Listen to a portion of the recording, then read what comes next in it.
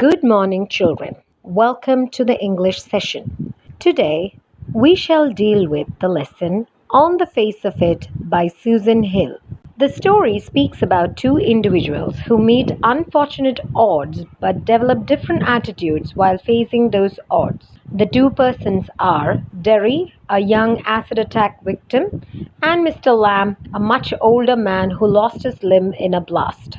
Through the contrast in the outlook of both these survivors, the author tries to create a tale of overcoming odds and seemingly insurmountable difficulties and retaining hope in the ability to find happiness. The story begins with Derry, a 14-year-old boy, strolling into a garden hoping to not find anyone there. Having suffered an acid injury that burnt almost half of his face, he had become reclusive and pessimistic. Therefore, he tended to be isolated and aloof and avoided interaction with people. However, he was not alone in the garden. Suddenly, a man with a tin leg appeared in front of him and engaged in a conversation with him. Mr. Lamb was completely opposite of Derry. He had learned to be contented with his deformity and find meaning in his life. Derry, on the other hand, was young, angry, and confused. He thought nobody could ever love him because they feared him. He was so self conscious that he hated his own face and thought only his mother loved him. She loved him only because she was her son. Mr. Lamb said that he also used to think like that, but time heals every wound. He gives an analogy of bees that irritate people with their buzzing, but if one observes and hears them patiently, one will find music in their sounds. Derry confessed that he was disturbed by other people's comments and stares, and therefore felt comfortable in seclusion. Mr. Lamb reassures him that there are many who are a lot worse than him and he can still do whatever he wants. He still had his limbs, eyes, ears, etc. to fulfill all his dreams. Mr. Lamb tells him that after his leg got blown off in a blast, he conquered his own fear. Some kids even call him Lamey Lamb, but he doesn't mind it. He learned to walk and even climb trees. A tin leg or a burned face is not the only thing to notice. There are so many other things like crab apples, weeds, and sunflowers. They deserve over attention. And Mr. Lamb enjoyed his full life. He welcomes Derry to join him in plucking apples off his trees if he comes back. Mr. Lamb tries to encourage Derry to embrace all of his abilities that God had given him and not just focus on his one flaw. He tells him that he lives in a house without curtains and keeps his doors open for others. He wants to be friendly with everyone and advises Derry that hate and anger is worse than any kind of corrosive acid. Derry narrates another incident when he heard his parents talking about his deformity and that they thought he would die with his deformity. This was really tough for Derry to take. Even his relatives thought he would be at peace in a hospital with other persons with deformities.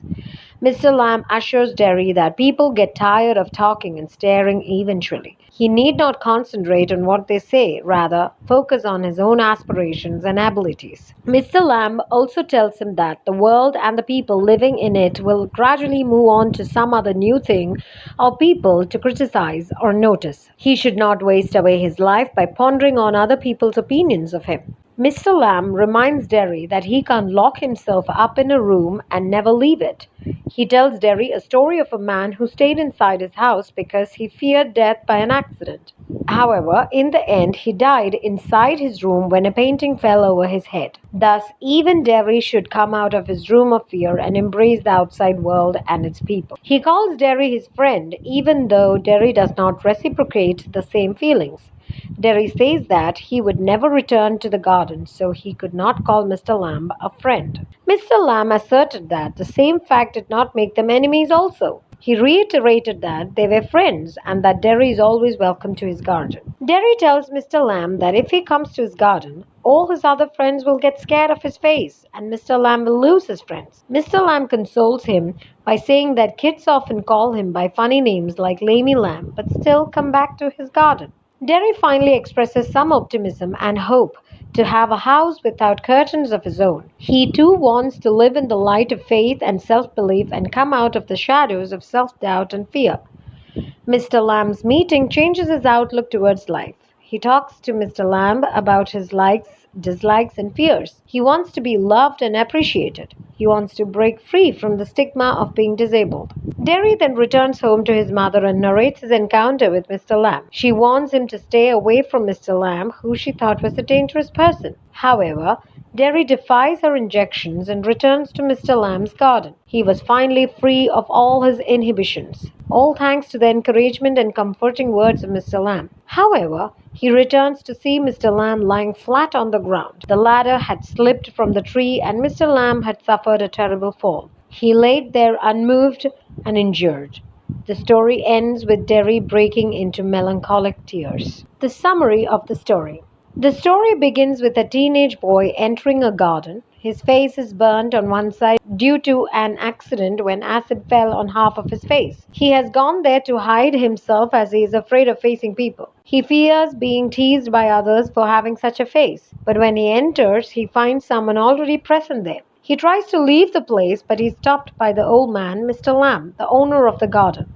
Derry feels guilty for entering the garden without permission. Mr. Lamb welcomes him and tells him not to leave just because of his presence. Derry wants to leave as he thinks people don't like his face, and moreover, they get afraid of his looks. But Mr. Lamb insists him to stay there. They enter into a conversation that how Derry is not liked by anyone and how he hates people behaving like this with him.